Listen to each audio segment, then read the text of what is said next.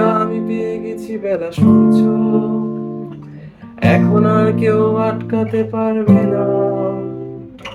সম্বন্ধটা এইবার তুমি ভেস্তে দিতে পারো, মাকে বলে দাও বিয়ে তুমি করছো না।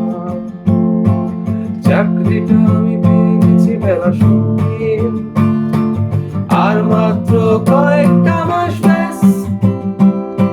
স্টার্টিং এই তারা 1100 দিবে, 3 মাস পরে কনফার্ম। চুপ করে কেন বেলা কিছু বলছো না?